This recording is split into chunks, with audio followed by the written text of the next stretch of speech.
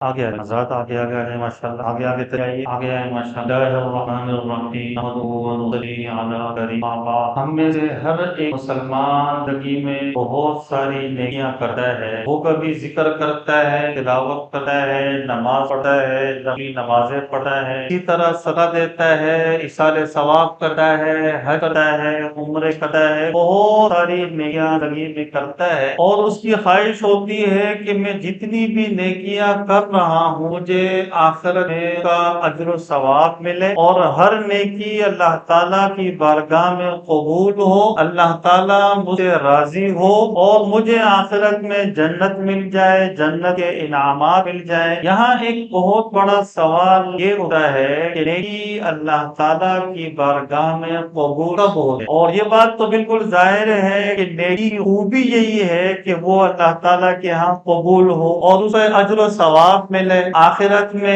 انعامات ملے، اللہ تعالیٰ کی رضا حاصل ہو۔ تو ایسی کون سی باتیں ہیں جن کی وجہ سے نیکی اللہ تعالیٰ کی بارگاہ میں قبول ہوتی ہے؟ آج ہم یہ بات سمجھ لیں اور پوری زندگی کے لیے دل میں بٹھا لیں۔ کوئی بھی نیکی کریں پوری زندگی آج کا سبق دل میں بٹھا لیں، اچھی طرح ذہن نشین کر لیں تو تین شرائط ایسی ہیں کہ جب وہ نیکی میں پائی جائیں تو نیکی اللہ تعالیٰ کے ہاں قبول ہو اور اس نیکی پر اجر و ثواب ملتا ہے، اللہ تعالیٰ کی رضا حاصل ہوتی ہے اور آخرت کے بہت بڑے بڑے انعامات نصیب ہوتے ہیں۔ تین شرائط، تین باتیں، اور یہ تین باتیں ایسی ہیں جو پوری زندگی کا سبق ہے۔ پوری زندگی ہر نیکی میں یہ تین باتیں سامنے رکھنے کی بات ہے، تو ہم میں سے ہر ایک یہ تین باتیں اچھی طرح سمجھ لیں تاکہ وہ جب بھی نیکی کریں تو اس کے سامنے یہ تین باتیں ہوں، تاکہ وہ جو بھی نیکی کر رہا ہے وہ ضائع نہ چلی جائے کہیں۔ ہر نیکی اسی اللہ تعالیٰ کی بارگاہ میں قبول ہو، یہ سبق دل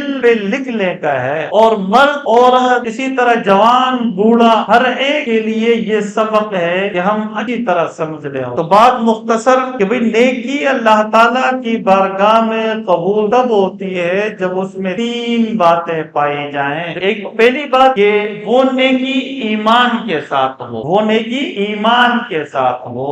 تو جو نیکی ایمان کے ساتھ نہ ہو اس کو نیکی نہیں کہتے ہیں، وہ اللہ کے ہاں قبول نہیں ہو، آخرت میں اس کا کوئی اجر نہیں ملا، کیونکہ بنیادی شرط ایمان ہے۔ جب ایمان ہوگا تو بھی نیکیاں بنیں گی، اللہ تعالیٰ کے ہاں قبول ہوں گی۔ جب ایمان ہی نہیں تو کوئی نیکی قبول نہیں ہوگی۔ ہاں ایسا ہوتا ہے کہ جب کوئی غیر مسلم کوئی اچھا عمل کرتا ہے اللہ تعالیٰ دنیا میں اس کا بدلہ دے دیتے ہیں، دنیا میں اس کو عزت مل جاتی ہے، مال و دولت مل جاتی ہے، شہرت مل جاتی ہے، یہ دنیاوی فوائد تو نصیب ہو جاتے ہیں، لیکن آخرت میں ان کا کوئی اجر نہیں ہوتا۔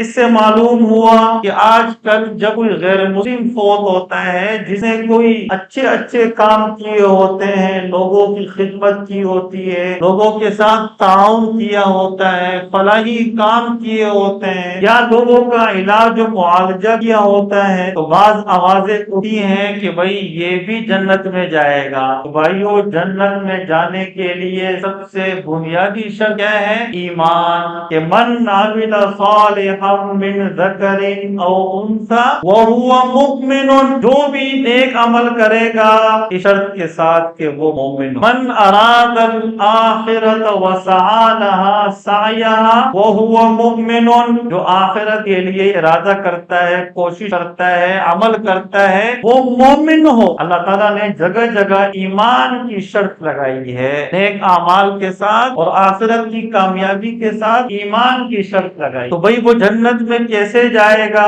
اگرچہ اس نے اچھے کام کیے ہیں لیکن وہ ایمان سے محروم تھا، ایمان سے محروم تھا۔ وہ ایمان سے محروم ہو تو نیک اعمال اس کو جنت نہیں لے جا سکتے، اس کو جنت نہیں لے جا سکتے۔ اس لیے یہ غلط فہمی دور کر لیں، اور پھر جب اس نے جنت مانا ہی نہیں، جہاں اس نے جانے کی خواہش ہی ظاہر نہیں کی، ہم اس کو وہی بھیج رہے ہوتے ہیں۔ اس نے جنت کو مانا نہیں اور جنت کی راہ پہ گامزن نہیں ہوا اور جنت کے اعمال نہیں کیے اور اسی طرح جنت میں داخلے کے قواعد پورے نہیں کیے، تو بھلا کیسے جنت میں جائے جائے گا وہ۔ تو پہلی شرط کیا ہے بھائی؟ ہاں بھائی، ایمان کے بغیر کوئی نیکی قابل قبول نہیں۔ الحمدللہ کہ ہم سب مسلمان ہیں، اللہ تعالیٰ مرتے دم تک ایمان کے ساتھ قائم دائم رکھے، یہ شرط تو الحمدللہ ہم سب پوری کر رہے ہیں نا بھائی۔ ہماری نیکی الحمدللہ ایمان کے ساتھ ہے، لیکن یہ ایمان قبر تک لے کے جانا ہے، یہ ذمہ داری باقی ہے ہماری۔ آج کل کیونکہ دور ہے سوشل میڈیا کا، ہر کوئی اس میں گفتگو کرتا ہے، دین بیان کرتا ہے، اس میں بہت سے ایسے بھی لوگ ہوتے ہیں کہ ان کو صحیح دین کا علم نہیں ہوتا، تو ایسا نہ ہو کہ ہم ان کی باتیں سن لیں، ان کی جو عقائد ہیں ان کو قبول کر لیں، اور اللہ نہ کرے ان کی باتیں ہمیں ایمان سے محروم نہ کریں۔ یہ ذمہ داری ہماری باقی ہے، یہ ہمیں مرتے دم تک نبھانی ہے، اپنے ایمان کی حفاظت کرنی ہے، یہ ہماری ذمہ داری باقی ہے۔ اور اسی طرح دوسری شرط کہ نیکی اللہ کے ہاں قبول تب ہوتی ہے کہ جب وہ شریعت کے مطابق ہو، وہ دین کے مطابق ہو۔ دیکھیں، اپنی طرف سے کسی نیکی کو ایجاد کر دینے کا نام دین نہیں ہے۔ آپ سب حضرات مسئلہ جانتے ہیں احادیث کی روح سے کہ عصر کی نماز کے بعد نفل پڑھنا جائز ہے۔ ہاں حضرات، عصر کی نماز کے بعد نفل پڑھنا جائز ہے؟ جائز نہیں ہے، اس پر احادیث موجود ہیں۔ ایک آدمی عصر کی نماز کے بعد نفل ہے، کیا اس کو نیکی کہہ سکتے ہیں؟ حالانکہ نفل پڑھنا کتنی بڑی نیکی ہے بھائی، اللہ تعالیٰ کے قرب کا کتنا بڑا ذریعہ ہے اور کتنا بڑا عمل ہے نفل پڑھنا۔ لیکن جب یہی نفل دین کے خلاف کیا جائے اور شرعی احکام کے خلاف کیا جائے تو وہ نیکی کہاں بنتی ہے؟ الٹا اس پر گناہ ملا ہے کہ نہیں؟ یہ مثال بہت واضح ہے، اس سے ہم اچھی طرح سمجھ لیں کہ بھئی نیکی ہر جگہ نیکی نہیں ہوتی، نیکی ہر جگہ نیکی نہیں ہوتی، نیکی تب بنتی ہے جب وہ شریعت کے مطابق ہو، دینی احکام کے مطابق ہو۔ اگر کوئی ہم اپنی طرف سے نیکی ایجاد کر لیں یا نیکی کا طریقہ ایجاد کر لیں تو اس کے بارے میں غلط فہمی میں نہیں پڑنا چاہیے، اس کو نیکی نہیں کہتے ہیں بلکہ وہ گناہ بن جاتا ہے۔ یہ جتنی بھی بدعات ہے یہ کیا ہے بھائی؟ یہ سب خود ساختہ نیکیاں ہیں، اپنی طرف سے ایجاد کردہ نیکیاں ہیں۔ نیکیاں وہی نیکیاں ہیں کہ جو شریعت کے مطابق ہو۔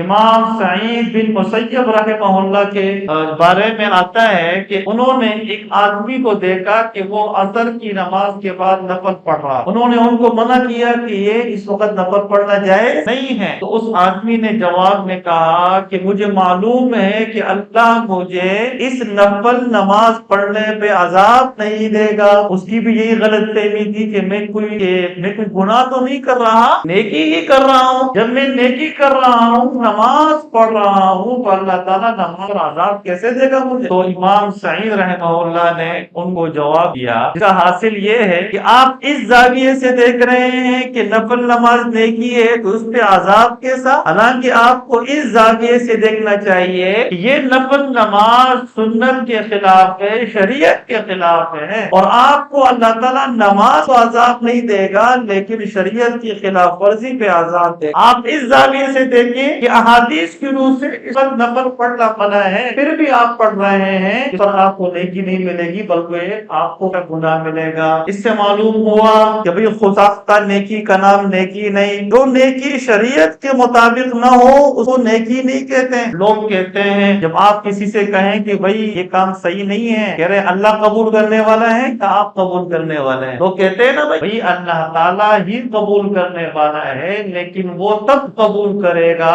جب وہ نیکی اس کے بھیجے ہوئے دین کے مطابق جائے گی۔ اس نے جو دین بھیجا ہے، شریعت بھیجی ہے، انبیاء بھیجے ہیں، حضور صلی اللہ علیہ وسلم بھیجے ہیں، جب ان کی تعلیمات کے خلاف اگر آپ نیکی کریں گے تو اللہ اس کو قبول نہیں کرے گا۔ اس لیے اس غلط فہمی سے نکل جائیں، اللہ تب قبول کرے گا جب نیکی قرآن کے مطابق ہو، حدیث کے مطابق ہو۔ جو نیکی حدیث کے مطابق نہ ہو، شریعت کے مطابق نہ ہو، اس کو نیکی نہیں کہتے، اللہ کے ہاں قبول نہیں ہوتی۔ اسی سے منسلک اگلی بات سمجھ لیں کہ نیکی شریعت کے مطابق کب ہوتی ہے؟ تو بھائیو، جب اس کے بارے میں دینی تعلیمات سیکھی جائیں۔ آپ کی نماز تب ٹھیک ہوگی جب اس کے بارے میں آپ کو صحیح علم ہو، آپ کا حج و عمرہ تب ٹھیک ہوگا جب اس کے بارے میں آپ کو صحیح علم ہو، آپ کا صدقہ تب ٹھیک ہوگا جب اس کے بارے میں صحیح علم ہو. آپ کا قصہ ثواب تب ٹھیک ہوگا جب اس کے بارے میں صحیح علم ہو. جب صحیح علم نہ ہو تو کوئی بھی نیکی، کوئی بھی نیک عمل وہ صحیح نہیں ہو سکتا.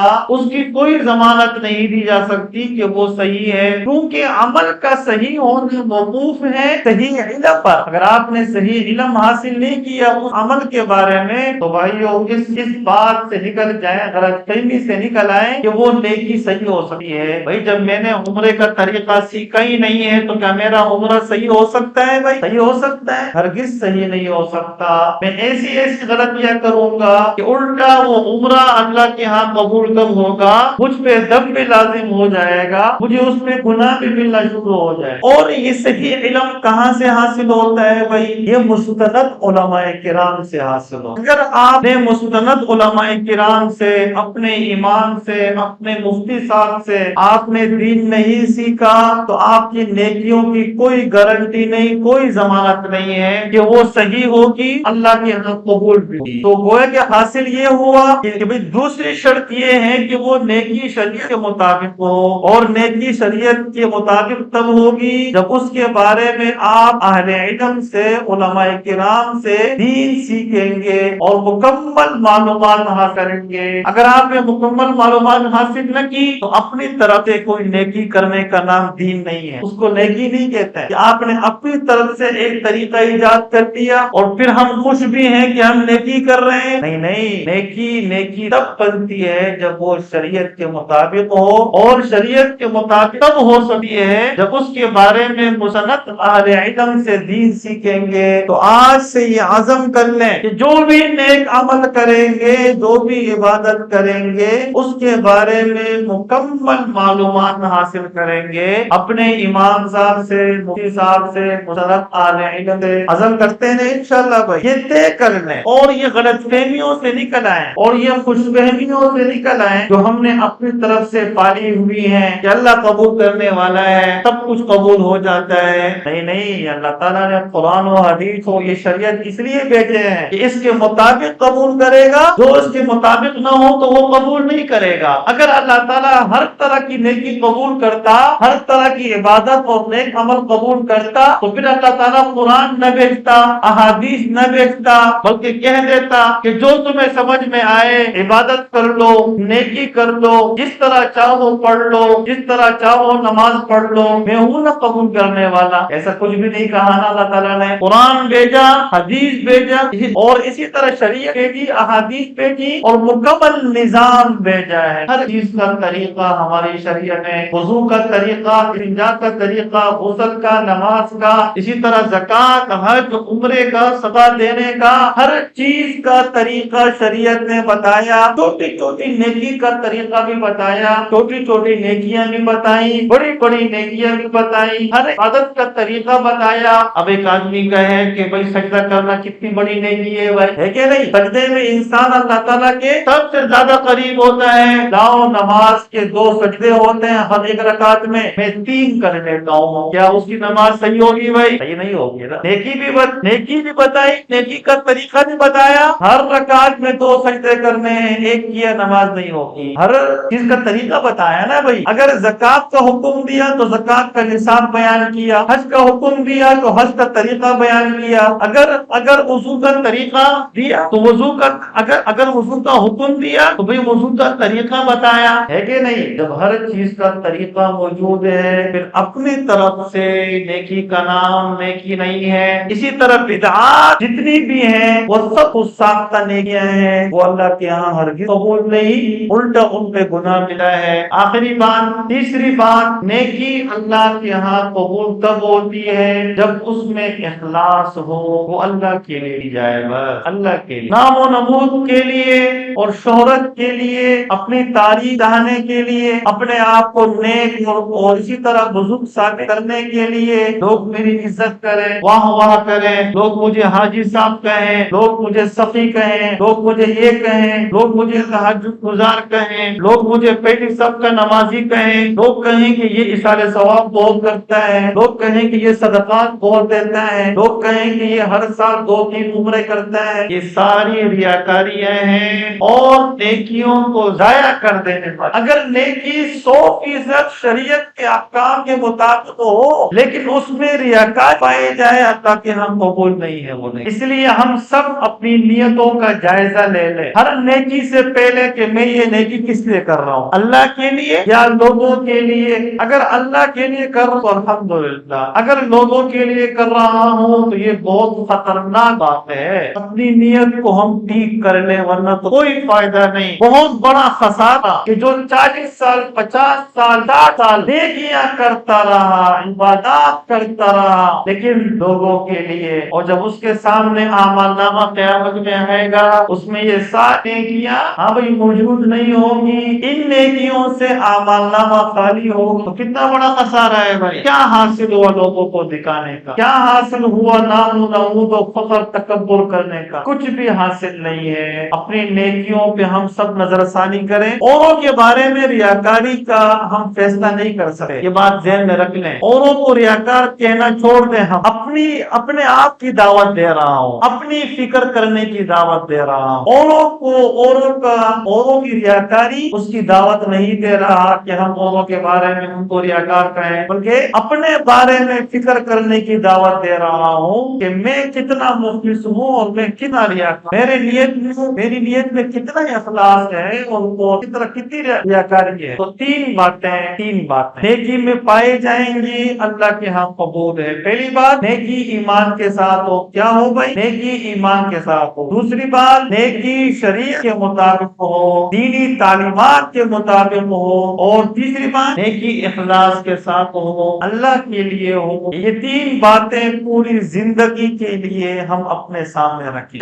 جب ہم نیکی کریں ان میں سے کوئی بات بھی نہ پائی گئی تو یاد رکھیے کہ وہ نیکی اللہ کے ہاں قبول نہیں، اللہ کی رضا اسے حاصل نہیں، آخرت میں اس کا کوئی اجر و ثواب نہیں۔ تین باتوں میں سے کوئی بات بھی نہ پائی جائے تو اس کو نیکی نہیں ہے، اس پر نیکی کی فضائل حاصل نہیں ہو۔ آخر میں دو تین باتیں وضاحت کے لیے عرض کر دوں۔ ایک بات تو یہ کہ بھئی ریاکاری کا معنی یہ نہیں کہ آپ عمل چھوڑ دیں، نیک عمل چھوڑ دینے کا نام اخلاص، لیکن اخلاص کا مطلب یہ نہیں کہ اگر نیت ٹھیک نہیں ہو رہی تو عمل چھوڑ دیں، عمل نہیں چھوڑیں، نیت کی اصلاح کر۔ معلوم یہ ہوا کہ بھئی اخلاص کا درس یہ نہیں ہے کہ ہم عمل چھوڑ دیں، بلکہ اخلاص کا درس یہ ہے کہ ہم نیت کی کر لیں۔ بعض لوگ سمجھتے ہیں کہ بھئی اگر میں یہ کام کروں گا ریاکاری ہو جائے گی، یہ کام کروں گا ریاکاری ہو جائے گی، ایسا نہ ہو کہ ریاکاری ہو۔ شیطان اسی بہانے پر کیا بولتے ہیں، اسی بنیاد پر شیطان اس کو نیک اعمال سے